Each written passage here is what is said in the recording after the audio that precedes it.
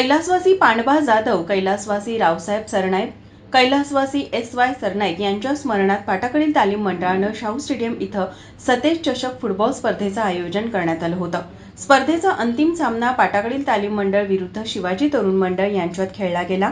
पाटाकडील तालीम मंडळ आणि शिवाजी तरुण मंडळ हे दोन्ही संघ कट्टर प्रतिस्पर्धी असल्यानं हा सामना हाय व्होल्टेज होणार असल्यानं शहरातील फुटबॉल प्रेमी त्याचबरोबर दोन्ही संघांच्या समर्थकांनी दुपारी 2 पासून स्टेडियममध्ये गर्दी केली होती. सामन्याला महिला प्रेक्षकांनी सुद्धा मोठ्या संख्येनं हजेरी लावली होती. प्रेक्षकांनी स्टेडियम तुडुंब भरल्यानं उर्वरित प्रेक्षकांना सामना पाहण्यासाठी मैदानाच्या बाहेर उभे राहून सामना पाहावा लागला. पूर्वार्धात दोन्ही संघाने बचावात्मक खेळ केला. मध्यांतराला 1 मिनिट बाकी असताना पाटाकडीलच्या आदित्य कल्लोळी यानं मारलेला कॉर्नर फटका शिवाजीच्या योगेश कदम यानं हातानं हाताळल्यानं मुख्य पंच अजिंक्य गुजर यांनी पाटाकडील तालीम मंडळास पेनल्टी बहाल केली. यावर प्रतीक बदामेने मारलेला फटका शिवाजी तरुण मंडळाचा गोली मयुरेश चौगले यानं उत्कृष्टरित्या रोखल्यानं प्रतीक बदामेची पेनल्टीची संधी वाया गेली. मध्यंतरापर्यंत दोन्ही संघाचा फलक हा गोल-0 बरोबरीत राहिला. उत्तरार्धात शिवाजीच्या इंद्रजित चौगले, करण चव्हाण बंदरे यांच्या चढाया वाया गेल्या, तर पाटाकडील तालीम मंडळाच्या प्रथमेश हेरेकर, ओंकार पाटील, ऋषिकेश मेथे पाटील, आदित्य कल्लोळी यांनी गोलसाठी केलेले शर्थीचे प्रयत्न वाया गेले. संपूर्ण वेळेत हा सामना गोल-0 असा राहिल्यानं पंचांनी हा सामना टाय ब्रेकरवर खेळला.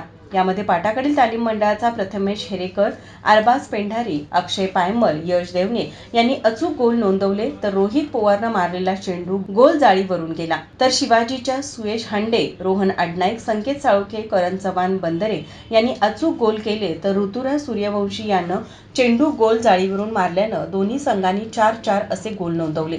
त्यानंतर हा सामना सडन डेथवर खेळवला गेला.